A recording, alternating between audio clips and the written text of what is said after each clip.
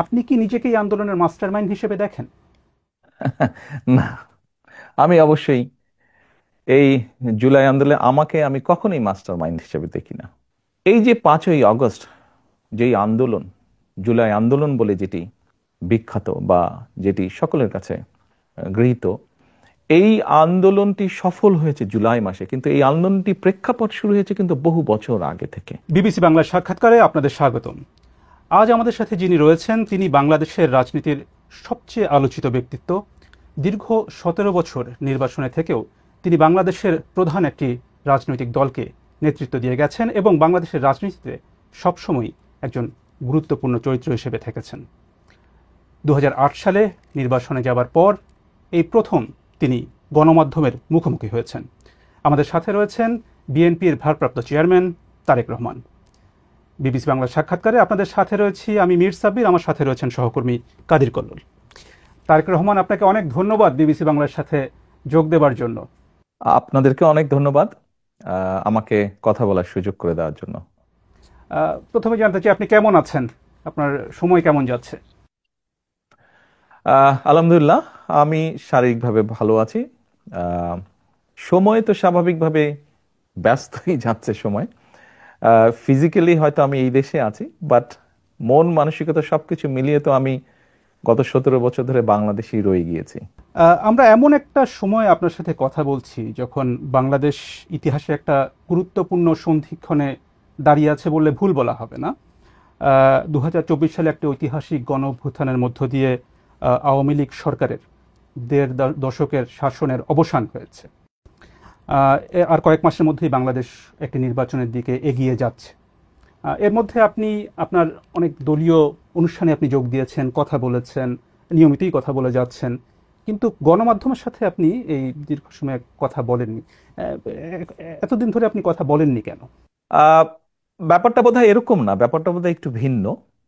আসলে আমি কথা ঠিকই বলেছি। আমি দীর্ঘ 17 বছর এখানে আছি এই দেশে, প্রবাস জীবনে। তবে আমার উপরে যখন দলের দায়িত্ব এসে পড়েছে, তারপর থেকে আমি গ্রামে গঞ্জে আমার নেতাকর্মী সহ তাদের সাথে বিভিন্ন পর্যায়ে সাধারণ মানুষ যখন যেভাবে অংশগ্রহণ করেছে, আমি সকলের সাথে কথা বলেছি। আপনারা নিশ্চয়ই জানেন, বিগত স্বৈরাচার সরকারের সময় কোর্ট থেকে রীতিমতন একটা আদেশ দিয়ে আমার কথা বলার অধিকারকে বন্ধ করে দেওয়া হয়েছিল। আমি যদি গণমাধ্যমে কিছু বলতে চাইতাম, হয়তো গণমাধ্যমের ইচ্ছা ছিল ছাপানোর, গণমাধ্যম সেটি ছাপাতে পারতো না। আহ, আমি একবার প্রেস ক্লাবে কথা বলেছিলাম।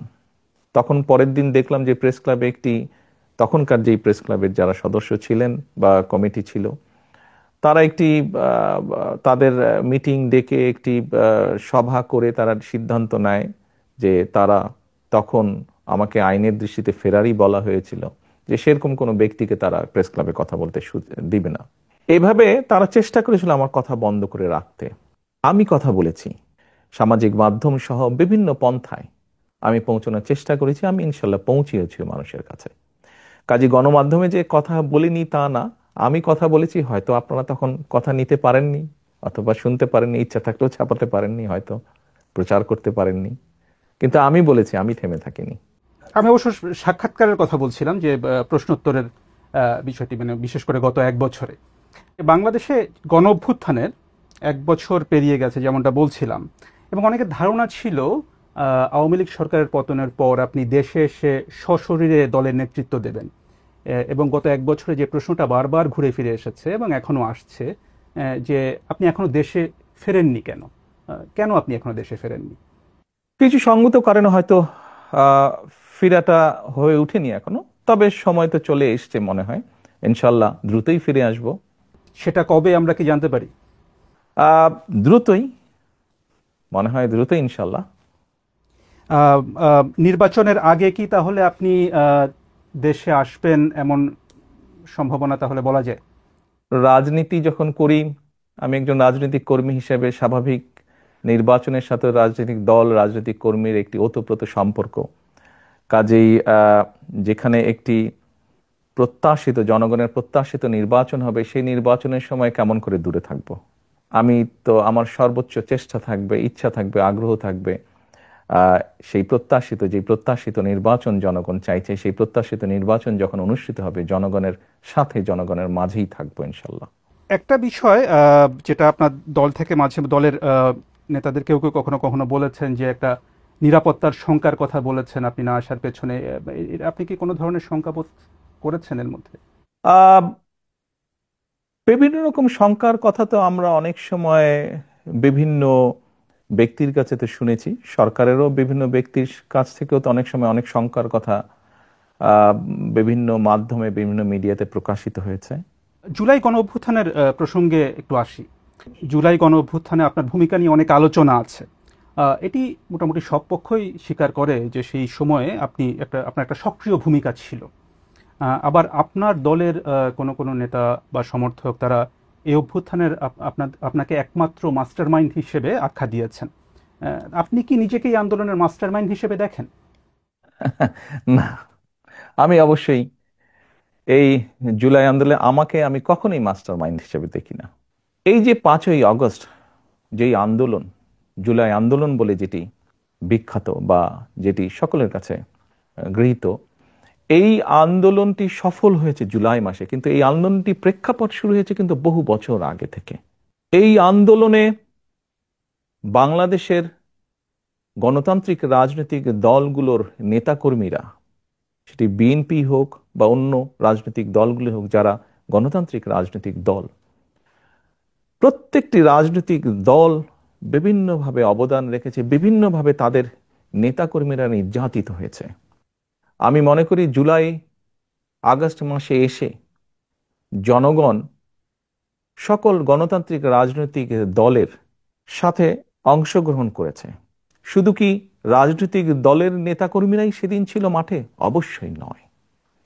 আমরা দেখেছি সেদিন মাদ্রাসার ছাত্ররা, তারা ছিলেন এই আন্দোলনের মাঠে। আমরা দেখেছি গৃহিণীরা পর্যন্ত রাস্তায় নেমে এসেছেন সন্তানের পেছনে। আমরা দেখেছি কৃষক, শ্রমিক, সিএনজি চালক, ছোট দোকান কর্মচারী বা দোকান মালিক থেকে আরম্ভ করে, গার্মেন্টস কর্মী থেকে আরম্ভ করে, তারা নেমে এসেছিলেন। আমরা দেখেছিলাম সামরিক বাহিনীর অবসরপ্রাপ্ত কর্মকর্তা কর্মচারীরা নেমে এসেছিলেন এই আন্দোলনে। এমন অনেক সাংবাদিক যারা স্বৈরাচারের অত্যাচারে নির্যাতিত হয়ে দেশ থেকে বাইরে চলে যেতে বাধ্য হয়েছিলেন, তারা সম্পৃক্ত হয়েছিলেন এই আন্দোলনে। কাজী কারো ভূমিকাকে আমরা ছোট করে দেখতে চাই না, খাটো করে দেখতে চাই না। আমি বিশ্বাস করি দৃঢ়ভাবে সমাজের দল মত নির্বিশেষে, শ্রেণী বিন্যাস নির্বিশেষে প্রত্যেকটি মানুষের অবদান আছে। এই আন্দোলন ছিল বাংলাদেশের জনগণের আন্দোলন, যারা গণতন্ত্রে বিশ্বাস করেন।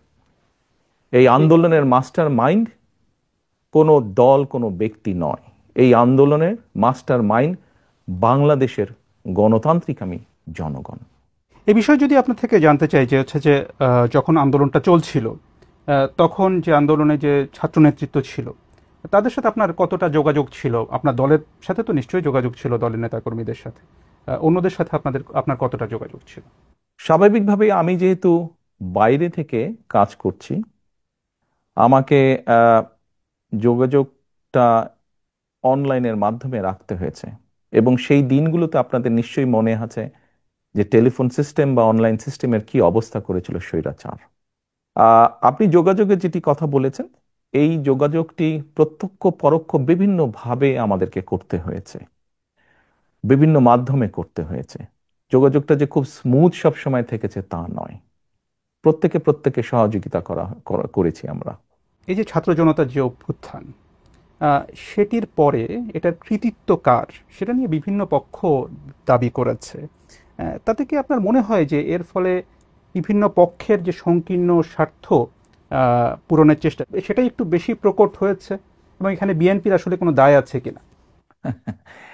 দেখুন, ব্যাপারটা আমরা যদি একটু অন্যভাবে দেখি, বাংলাদেশের ইতিহাসে এখন পর্যন্ত এটি একটি অবিস্মরণীয় ঘটনা।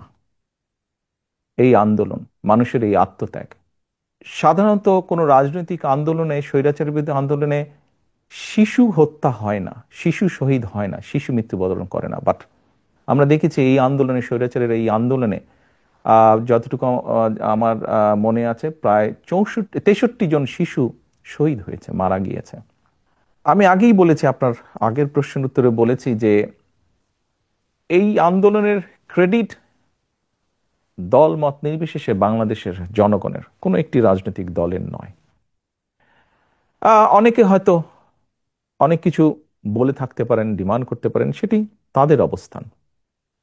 আমি বা আমার দলের অবস্থান হচ্ছে, আন্দোলন হয়ে গিয়েছে, আন্দোলনের জনগণ সফলতা লাভ করেছেন। আন্দোলনে স্বাভাবিকভাবেই দুটো পক্ষ আছে। একটি পক্ষ হচ্ছে মানুষ শহীদ হয়েছে, 2000-এর মতন মানুষকে হত্যা করা হয়েছে আন্দোলনে।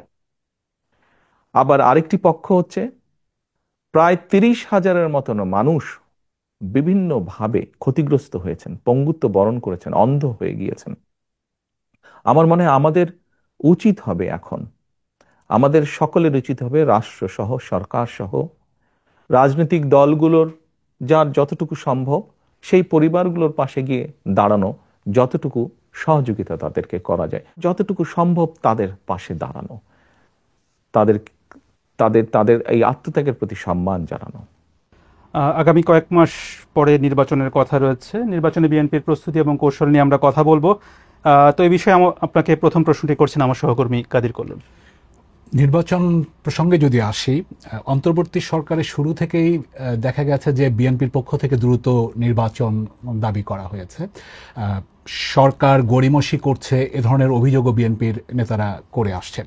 তো এখন দেখা যাচ্ছে যে অন্তর্বর্তী সরকারের প্রধান উপদেষ্টা অধ্যাপক মোহাম্মদ ইউনূস এবং নির্বাচন কমিশন তারা ফেব্রুয়ারিতে একটা নির্বাচনের সময় দিয়েছেন। তো ফেব্রুয়ারিতেই নির্বাচন হবে, আপনাদের আস্থা কতটা আসলে তাতে? বিএনপি প্রথম থেকেই বলে আসছিল যে যত দ্রুত নির্বাচনটি হবে তত দ্রুত দেশের মধ্যে একটি স্থিতিশীলতা আসবে। দেখুন, বাংলাদেশের মানুষ গত 17 বছর যাবৎ তাদের রাজনৈতিক অধিকার যেমন তাদের কাছ থেকে কেড়ে নেওয়া হয়েছিল, তাদেরকে তাদের অর্থনৈতিক সমৃদ্ধি থেকেও বঞ্চিত করা হয়েছিল, যার ফলশ্রুতিতে আমরা সমাজে অনেকগুলো পর্যায়ক্রমিকভাবে, স্পিল ওভার ইফেক্ট বলতে যা বোঝায়, অনেকগুলো খারাপ লক্ষণ দেখেছি। বেকার সমস্যা বেড়েছে, দারিদ্রতা বেড়েছে, শিক্ষা ব্যবস্থা ধীরে ধীরে ধ্বংস হয়ে গিয়েছে, চিকিৎসা ব্যবস্থা ধীরে ধীরে ধ্বংস হয়ে গিয়েছে, কৃষি ব্যবস্থা ধীরে ধীরে ধ্বংস হয়েছে। আমরা সেজন্যই বলেছিলাম যে যত দ্রুত নির্বাচন হবে, যত দ্রুত দেশের মালিক যারা অর্থাৎ জনগণ, তাদের কাছে যখন সেই অধিকার ফিরিয়ে দেওয়া হবে, তারা যখন সিদ্ধান্ত নেবে, অর্থাৎ দেশের মালিক যখন সিদ্ধান্ত নেবে দেশ কারা কিভাবে পরিচালিত করবে, তত দ্রুত দেশে স্থিতিশীলতা ফিরে আসবে। কারণ প্রকৃতভাবে নির্বাচিত একটি সরকার অবশ্যই জনগণের যেই চাওয়া, অর্থাৎ জনগণ যেভাবে চায় সেই বিষয়গুলোকে তারা অ্যাড্রেস করবে। ইয়েস, একটি নির্বাচন হলেই যে সব রাতারাতি সব ঠিক হয়ে যাবে তা না। সমস্যাগুলোকে যখন আপনি অ্যাড্রেস করবেন, খুব স্বাভাবিকভাবেই ধীরে ধীরে সমস্যা কমতে শুরু করবে। আমরা আনন্দিত যে দেরিতে হলেও সরকার জিনিসটি উপলব্ধি করতে পেরেছেন। আমরা ডিসেম্বরের ভিতরে চেয়েছিলাম, ওনারা ফেব্রুয়ারির ভিতরে এখন নির্বাচনটি করতে চাইছেন। আমরা আস্থা রাখতে চাই যে সরকার সে ব্যাপারে সব রকম উদ্যোগ পর্যায়ক্রমিকভাবে গ্রহণ করবেন। এখন যেহেতু আপনারা বলছেন যে আপনারা আস্থা রাখতে চান, সেখানে নির্বাচন নিয়ে আপনার পরিকল্পনাটা কি? মানে এককভাবে বিএনপি নির্বাচন করবে, মানে দলগতভাবে, নাকি জোটবদ্ধভাবে আসন ভাগাভাগির মাধ্যমে নির্বাচন করবে? খুব ট্রিকি কোয়েশ্চেন একটু। দেখুন, আমরা প্রায় 64টি রাজনৈতিক দল বিগত স্বৈরাচারের সময় যার যার অবস্থান থেকে রাজপথে আন্দোলন গড়ে তোলার চেষ্টা করেছে। আমরা চেষ্টা করেছিলাম কম বেশি একসাথে কাজ করার জন্য। এমনকি আমরা যে 31 দফা দিয়েছি রাষ্ট্র পুনর্গঠনের, এটি ছিল প্রথমে 2016 সালে আমরা দিয়েছিলাম শুধু বিএনপির পক্ষ থেকে।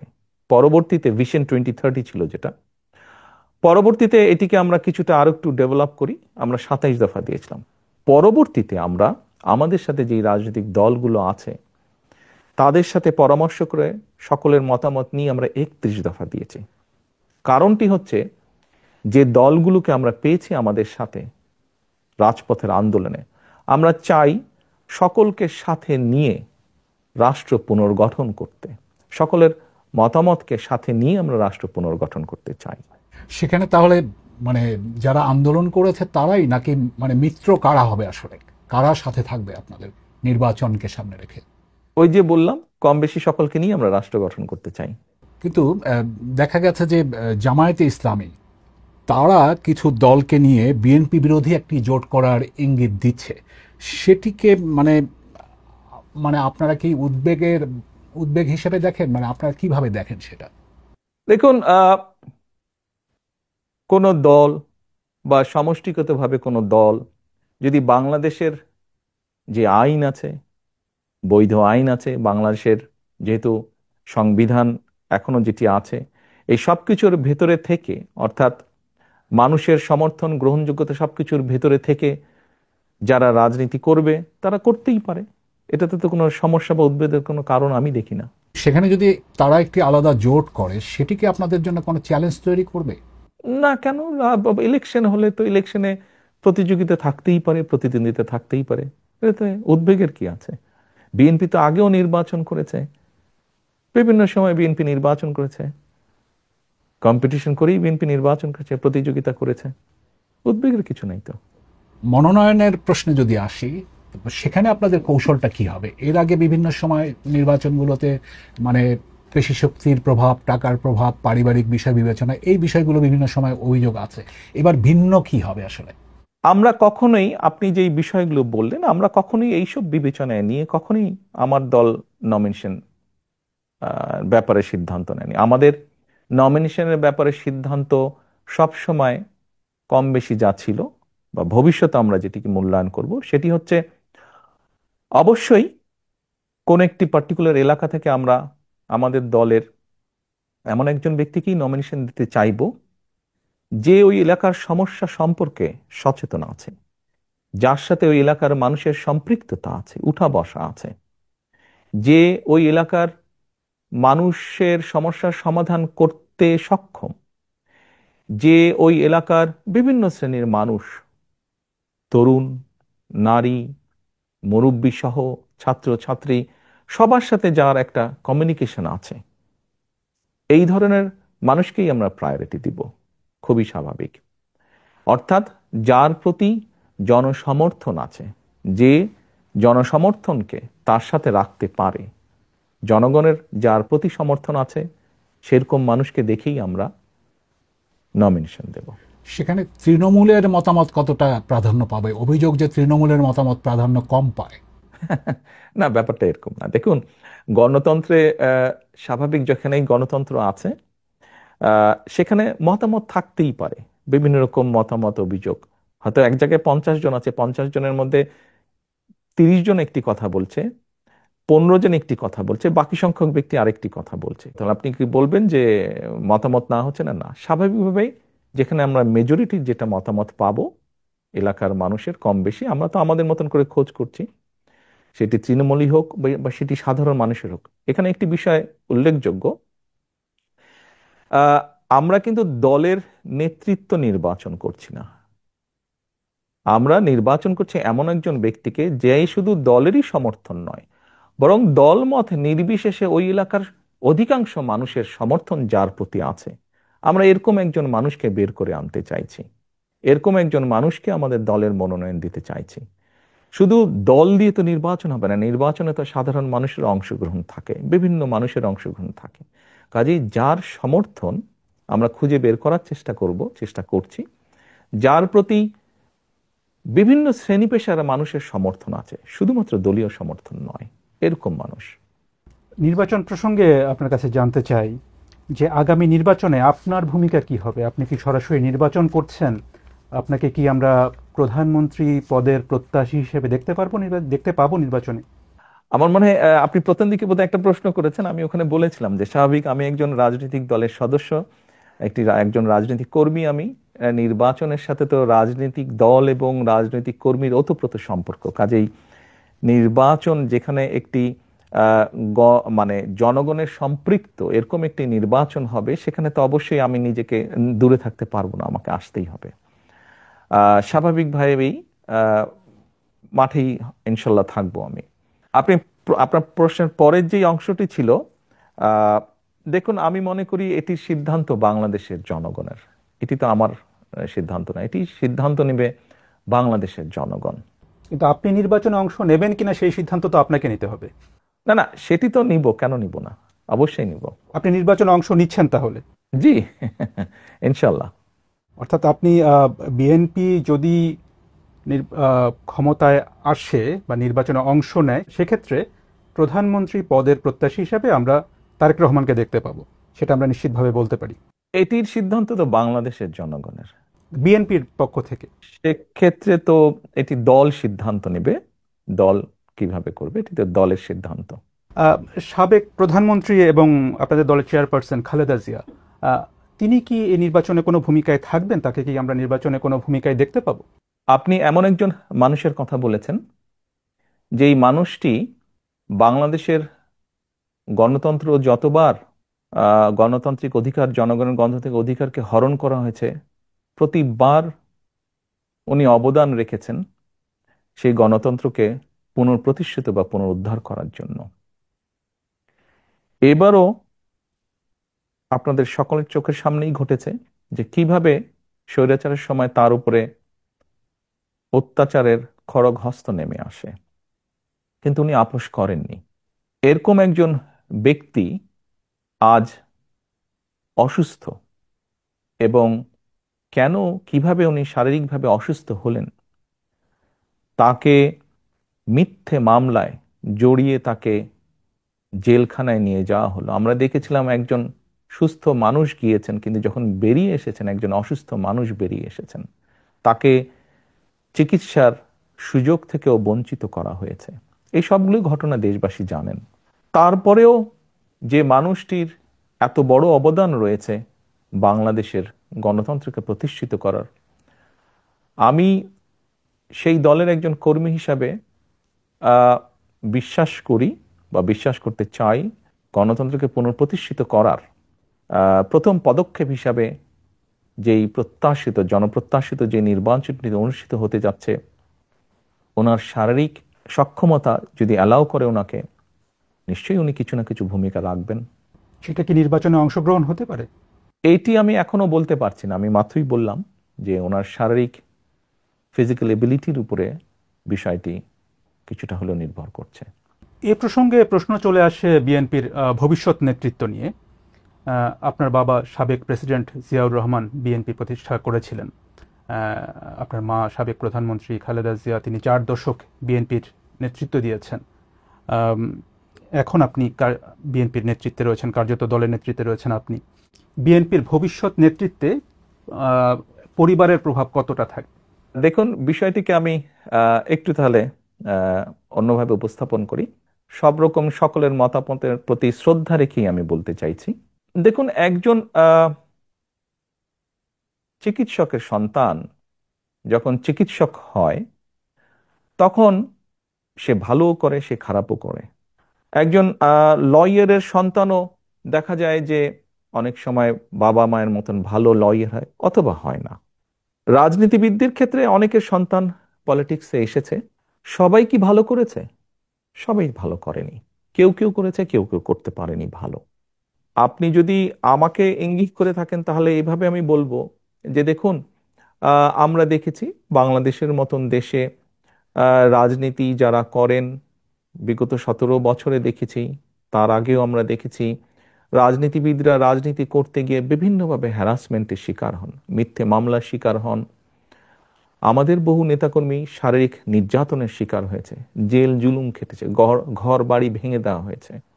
যেই কয়টা উদাহরণ দিলাম আমি মাত্র, আপনি কি বলতে পারবেন এর কোনোটার মধ্যে দিয়ে আমি যাইনি? এর প্রতিটার ভেতর দিয়ে আমি গিয়েছি, প্রত্যেকটা স্তর পার করে এসেছি।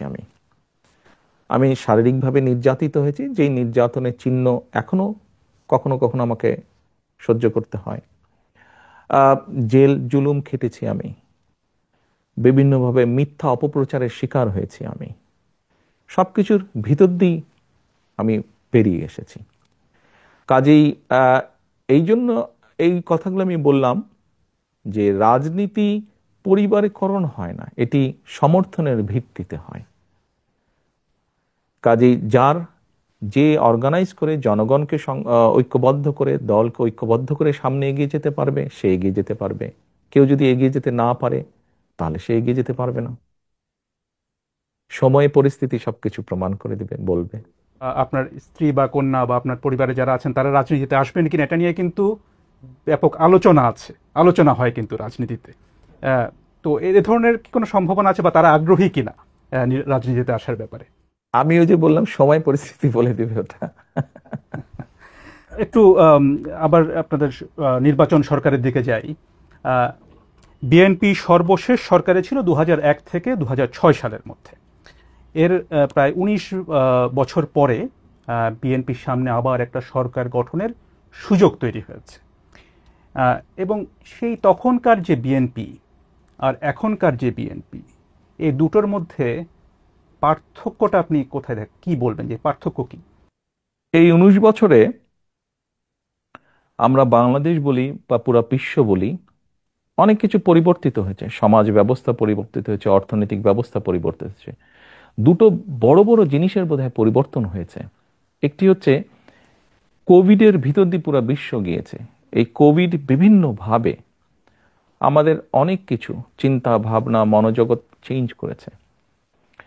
ঠিক একইভাবে যদি আরেকটি বিষয় আমরা দেখি, এই যে আপনার সাথে আমি কথা বলছি অনলাইনে, এই যে আইটি বা সোশ্যাল মিডিয়া, এই পুরা বিষয়টা কিন্তু মানুষের মনোজগৎকে ভিন্নভাবে ভিন্ন রকম করেছে।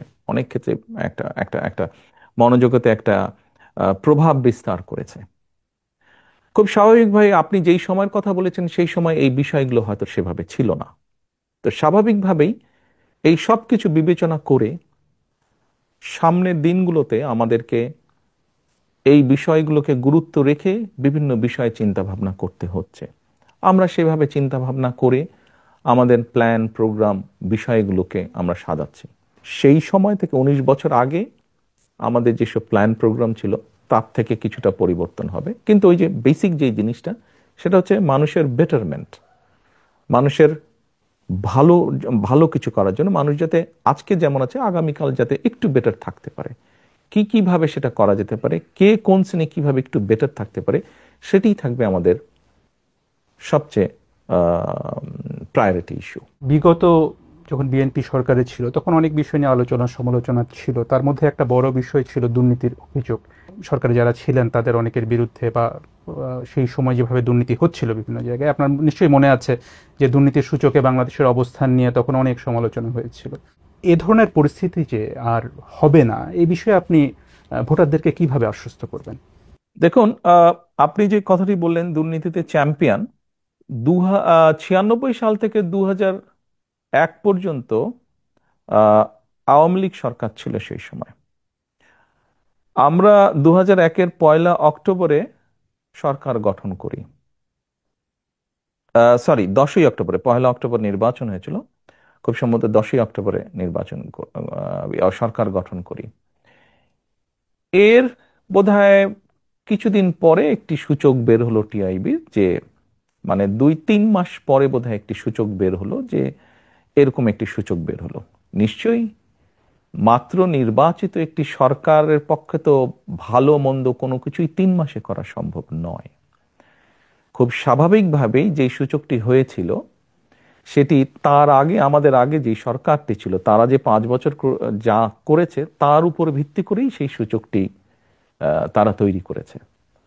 আপনি যদি 2001 থেকে 2006 অর্থাৎ বিএনপি সরকার গঠন করার পরে বিএনপি তত্ত্বাবধায়ক সরকারের কাছে যখন হ্যান্ডওভার করে দিল, আপনি যদি সেই সংস্থা টিআইবি নামক সেই সংস্থাটার রিপোর্টই যদি আপনি দেখেন, তাহলে দেখবেন পর্যায়ক্রমিকভাবে, কিন্তু এটি আমার কথা না, এটি তাদের পরিসংখ্যানের কথা, পর্যায়ক্রমিকভাবে কিন্তু নেমে এসেছে। হ্যাঁ, আমি অ্যাডমিট করছি পুরাপুরি হয়তো আমরা করতে পারিনি, বাস্তবতা তো বুঝতে হবে। এটি একটি সামাজিক ব্যাধিতে পরিণত হয়েছে। কাজেই এইটি মানুষকে বুঝিয়ে বুঝিয়ে বুঝিয়ে বুঝিয়ে আস্তে আস্তে করতে হবে, জিনিসটি সময় লাগবে। আমি এখন যত কথাই বলি না কেন, বাস্তবতা হচ্ছে এই বিষয়টি যেহেতু সময় লাগবে, আমাদেরকে কাজ দিয়ে প্রমাণ করতে হবে। সেজন্যই আমি ভোটারদেরকে এতটুকু বলতে পারবো, আমরা যদি সুযোগ পাই, জনগণ যদি আমাদেরকে সেই সুযোগ দেন, তাহলে আমাদের সর্বোচ্চ চেষ্টা থাকবে আমরা যাতে একটি এমন অবস্থা তৈরি করতে পারি যেখানে কিছুটা হলেও আমরা বহির্বিশ্বে, বিশ্বের অন্য দেশের সামনে কিছুটা হলেও যাতে সম্মানের সাথে মাথা উঁচু করে কথা বলতে পারি। এ প্রসঙ্গে এই 5ই আগস্টের পরে যে বিএনপির অনেক নেতাকর্মীর বিরুদ্ধে এরই মধ্যে চাঁদাবাজি বা দখলের মতো নানা অভিযোগ এসেছে, আপনি জানেন, এবং আপনাদের দল থেকে অনেকে বহিষ্কার করা হয়েছে। এটা ঠিক, আবার একই সাথে এটা ঠিক যে এই অভিযোগগুলো কিন্তু বারবার আসছে। তো এটা থামানো যাচ্ছে না কেন? আপনার প্রতি সম্মান রেখে আপনার সাথে এগ্রিও যেমন করব, আবার এখানে অন্য একটি বিষয় আমি তুলে ধরতে চাইব। এর মধ্যে নিশ্চয়ই আপনারা বিভিন্ন সংবাদ মাধ্যমে দেখেছেন যে আমরা প্রায় 7,000-এর মতন আমাদের নেতাকর্মীর বিরুদ্ধে আমরা কিছু সাংগঠনিক ব্যবস্থা গ্রহণ করেছি। কিন্তু এই 7,000-এর সবাই কিন্তু আপনি যে অভিযোগ করলেন এই অভিযোগের সাথে জড়িত নয়। অন্য 7,000-এর মধ্যে এমন অনেক বিষয় আছে যারা অন্য সাংগঠনিক বিষয়ের সাথে জড়িত। এটি গেল একটি বিষয়। দ্বিতীয় বিষয়টি হচ্ছে, আমাদের কাছে এরকম যখন অনেক অভিযোগ এসেছে, আমরা অভিযোগগুলো তদন্ত করেছি। তদন্ত করার পরে আমরা বেশ কিছু বিষয় পেয়েছি। যেমন আমি দু একটি উদাহরণ দিয়ে আপনাকে বলি। যেমন ধরেন, দুই ভাই, কোনো একটি এলাকায় দুই ভাই আছে, দুই ভাইয়ের মধ্যে পারিবারিক সম্পত্তি, সহায় সম্পত্তি নিয়ে একটি সমস্যা আছে।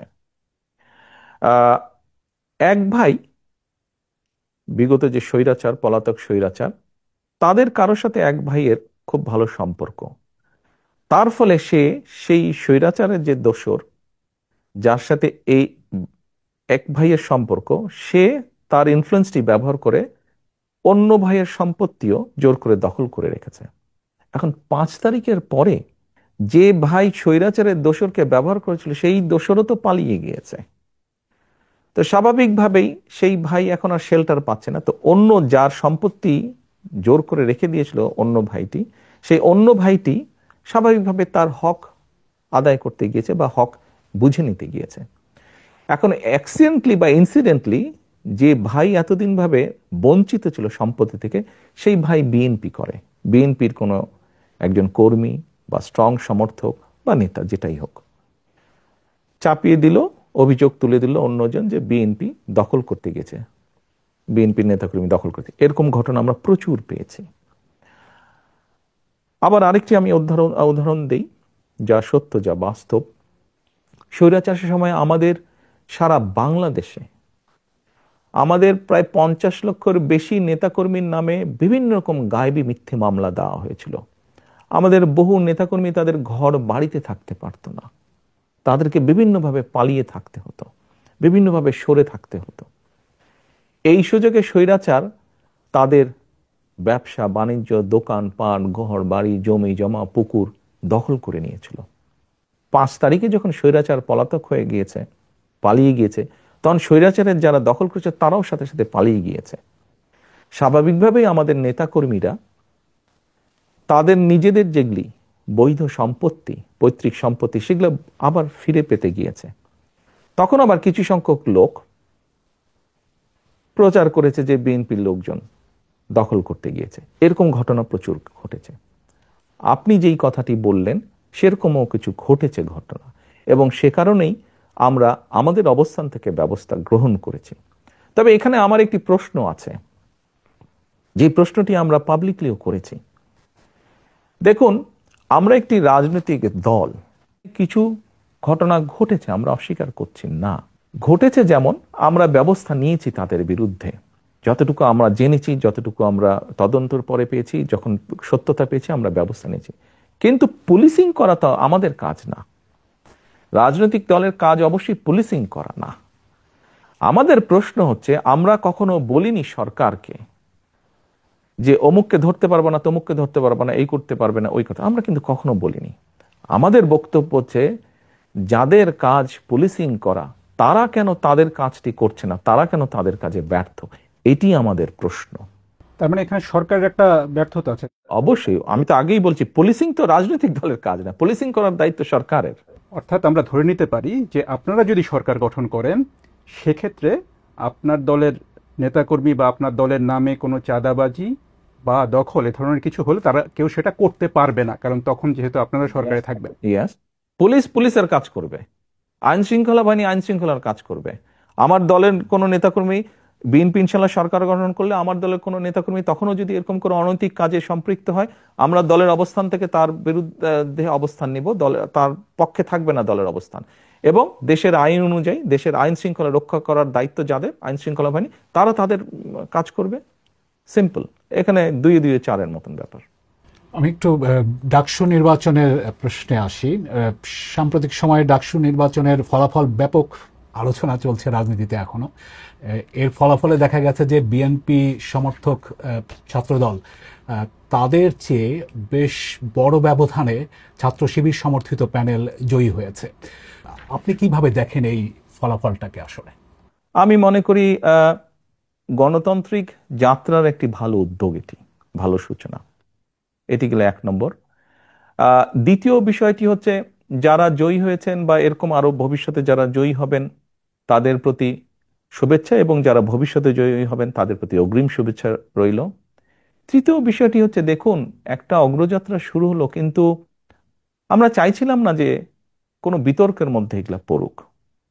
আমরা আশা করব যে পরবর্তীতে যেগুলো হবে সেগুলো বিতর্কবিহীন হবে নির্বাচনগুলো। এই নির্বাচনের ফলাফল, মানে ডাকসুর নির্বাচনের ফলাফল, এটা কি জাতীয় রাজনীতিতে কোনো প্রভাব ফেলতে পারে আগামী নির্বাচনকে সামনে রেখে? আপনার কি মনে হয়? আপনি কি মনে করেন সেটা? আমি যেটা দেখলাম বিভিন্ন মিডিয়াতে, কিছু ব্যক্তি, যেমন মান্না ভাই, উনি তো বোধহয় দুবার ভিপি ছিলেন, আমার থেকে অনেক অভিজ্ঞতা সম্পন্ন রাজনীতিবিদ। আমরা যদি ওনার বক্তব্য শুনে থাকি বা ধরে থাকি, তাহলে তো আমি মনে করি না কোনো কারণ আছে। ছাত্র রাজনীতি ছাত্র রাজনীতির জায়গায়, জাতীয় রাজনীতি জাতীয় রাজনীতির জায়গায়। এখন যে সক্রিয় দলগুলো আছে তাদের মধ্যে জামায়াত ইসলামীর প্রশ্নে যদি একটু আসি, যে জামায়াত ইসলামীকে ঘিরে বিএনপির নেতাদের অনেক সমালোচনা করতে দেখা যাচ্ছে গত সাম্প্রতিক সময়ে। তো জামায়াত ইসলামী সম্পর্কে আপনার মনোভাবটা কি আসলে? বিষয়টা হচ্ছে যে, দেখুন, বাংলাদেশের স্বীকৃত যে নিয়ম কানুন, আইন কানুন আছে, এগুলোর ভিতরে থেকে যদি কেউ কেউ যদি রাজনীতি করে, অবশ্যই করতে পারে। বিএনপি সবসময় বহুদলীয় রাজনীতিতে বিশ্বাস করে, কাজেই বিষয়টি আমরা এভাবেই দেখতে চাই। রাজনীতি করার, দেশের যে নিয়ম কানুন আইন কানুন আছে তার ভিতরে থেকে যারা রাজনীতি করবে, অবশ্যই সবার রাজনীতি করার অধিকার আছে, এবং আমরা তো চাই সবাই রাজনীতি করুক। বহুদলীয় রাজনীতিতে আমরা বিশ্বাস করি। জামায়াতে ইসলামী তো বিএনপির সাথে এক সময় মিত্র ছিল। বাংলাদেশের স্বাধীনতা যুদ্ধে তাদের বিরোধী ভূমিকা নিয়ে কিন্তু বিএনপি নেতারা এখন অনেকেই প্রশ্ন তুলছেন, সামনে আনছেন। কিন্তু বিএনপি আবার তাদের সাথে সরকারও গঠন করেছিল একটা সময়। 2024 সালে স্বৈরাচার যেই হত্যাগুলো করেছে, দেশ স্বাধীনের পরে যখন তারা সরকার গঠন করেছিল, ক্ষমতায় ছিল, তখনও যে সকল লুটতারাজ তারা করেছে, খুন গুম তারা করেছে, বিগত 17 বছর খুন গুম তারা যা করেছে, এর জবাব যেরকম তাদেরকেই দিতে হবে তাদেরটা, ঠিক একইভাবে 71 সালে কোনো রাজনৈতিক দল যদি তাদের কোনো বিতর্কিত ভূমিকা থেকে থাকে, তাহলে তাদের জবাব তারাই দিবেন। ওটা তো আর আমি দিতে পারবো না। আমারটা আমি দিতে পারবো, অন্যেরটা তো আমি দিতে পারবো না।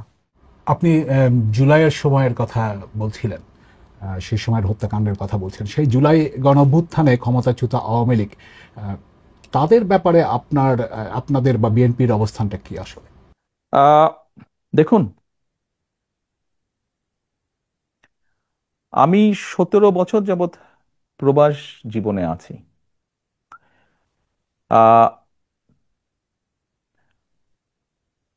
111 তথাকথিত 111 সরকারের সময় যেই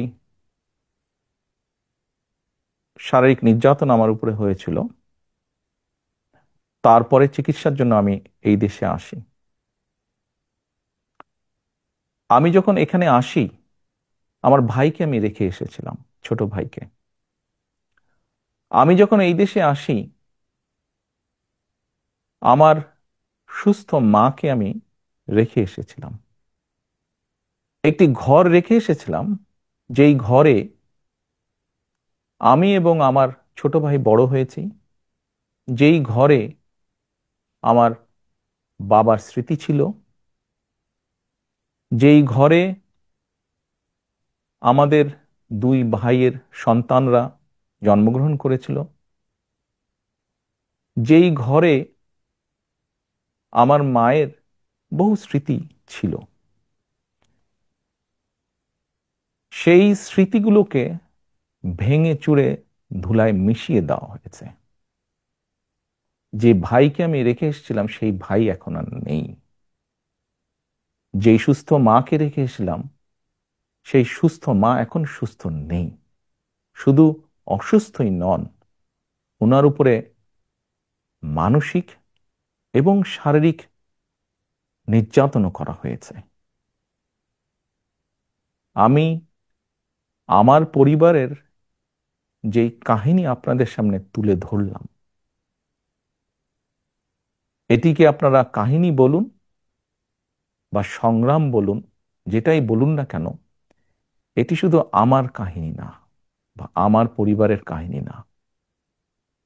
এরকম কাহিনী বাংলাদেশের শত না হাজার হাজার পরিবারের, বা যেই পরিবারের বাবা, যেই পরিবারের ভাই, যে পরিবারের স্বামী, তার ঘরবাড়ি ধ্বংস করে দেওয়া হয়েছে, হ্যান্ডকাফ পরা অবস্থায় হাসপাতালের বারান্দায় মারা গিয়েছে, তা না হলে হ্যান্ডকাফ পরা অবস্থায় জেলের ভিতরে মারা গিয়েছে,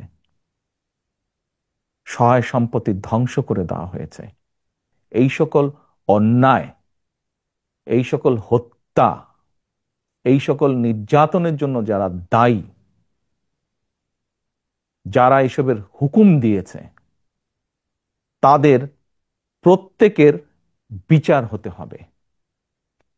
এটি প্রতিশোধের কোনো বিষয় নয়, এটি ন্যায়ের কথা, এটি আইনের কথা। অন্যায় হলে তার বিচার হতে হয়। কার সম্পর্কে কি মনোভাব সেটি গুরুত্বপূর্ণ নয়। এখানে একটা বিষয় আলোচনায় এসছে যে যারা অপরাধী তাদের বিচার হবে, কিন্তু দল হিসেবে আওয়ামী লীগ তাদের রাজনীতিতে অংশগ্রহণ করতে পারা না পারার প্রশ্ন। বিএনপিরও অনেক নেতা অনেক সময় বলেছেন যে কোনো রাজনৈতিক দলকে নিষিদ্ধ করার পক্ষে তারা নন। তো এখন নির্বাচনও সামনে আসছে, ফলে আওয়ামী লীগ রাজনীতি করতে পারবে কি পারবে না সে ধরনের একটা প্রশ্ন আসে। তো সেই জায়গাটাতে বিএনপির কি অবস্থানটা হতে পারে? দল হিসাবে তারা যদি অন্যায় করে থাকে, তাহলে দেশের আইন অনুযায়ী তার বিচার হবে, দেশের আইন সিদ্ধান্ত নেবে। তার মানে এটা আদালতের বিষয় বলে মনে করছেন? দল হিসাবে যদি অন্যায় হয়ে থাকে তাহলে তাই হবে। সোজা কথায় অন্যায়কারীর বিচার হতে হবে। তো সেটি ব্যক্তি হোক, সেটি দলই হোক, যারা জুলুম করেছে তাদের তো বিচার হতে হবে। সেটি ব্যক্তিও হতে পারে, সেটি দলও হতে পারে। আপনি ব্যক্তিগতভাবে কি মনে করেন, আওয়ামী লীগের কি বাংলাদেশের রাজনীতিতে থাকা উচিত নাকি না? আমার মনে হয় আপনার কোনো কোনো প্রশ্নের উত্তরে আমি মনে হয় বলেছিলাম যে আমরা রাজনীতি করি জনগণের জন্য। আমরা বিভিন্ন সময় আমরা বিশ্বাস করি এবং বিভিন্ন সময় আমরা বলিও, আমরা বিএনপি আমরা যারা করি আমরা বলিও যে আমাদের রাজনৈতিক সমকল ক্ষমতার উৎস জনগণ।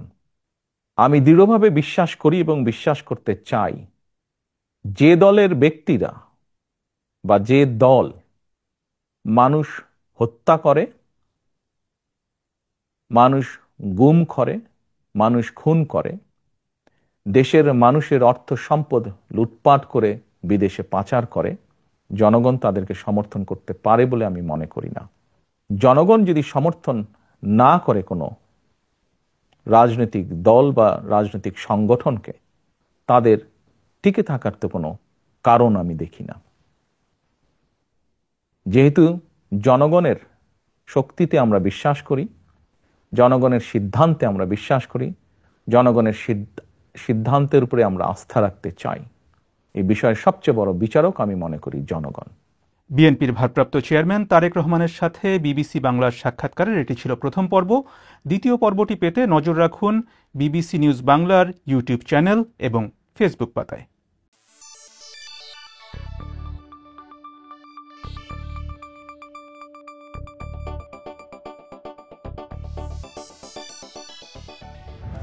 আপনারা দেখছেন প্রবাস বার্তা।